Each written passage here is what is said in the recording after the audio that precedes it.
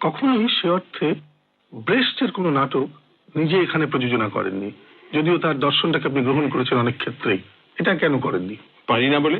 খুব সহজ, যে জিনিস পারবো না সেটা তো চেষ্টা করে লাভ নেই। যেমন রবীন্দ্রনাথ, আমরা চেষ্টা করেছি, আমরা পারিনি, আমরা ছেড়ে দিয়েছি। যখন আরো অনেক উন্নত পরিচালনা শিখবো, উন্নত অভিনয় করতে শিখবো, তখন রবীন্দ্রনাথ তো চেষ্টা করতে পারি, এখন পারবো না। ঠিক তেমনি বার্টল ব্রেখট, অত্যন্ত কঠিন ব্যাপার। যারা করছেন তারা নিশ্চয়ই বুঝতে পারছেন, হাড়ে হাড়ে টের পাচ্ছেন কি প্রচন্ড কঠিন ব্যাপার। প্রতি ক্ষেত্রে সমস্যা। নাটক সম্পর্কে তার যে দৃষ্টিভঙ্গি, সেটার সঙ্গেই আমাদের এই বর্তমান অবস্থায় যে আছেন দর্শকরা, সেই অবস্থায় মিলতে পারে না। সে আরো অনেক পরে কোন সমাজ আমাদের দেশে গড়ে উঠবে, যখন আমাদের দেশের মানুষ বুদ্ধি দিয়ে বুঝবার চেষ্টা করবে সমাজকে, রাজনীতিকে, সেই দিন তারা ব্রেখটও বুঝবে। কিন্তু এখন তো শুধু বুদ্ধি না, এখন সেই সঙ্গে হৃদয়বৃত্তি এসে পড়ে।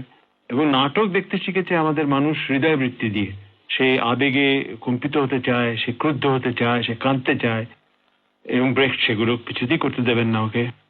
এবং সঠিক কারণেই দেবেন না, কেননা তিনি লিখেছেন জার্মান শ্রমিক শ্রেণীর জন্য, যারা ছিলেন তার সময় এবং তার আগেও পৃথিবীর মধ্যে সবচেয়ে অগ্রসর শ্রমিক শ্রেণী।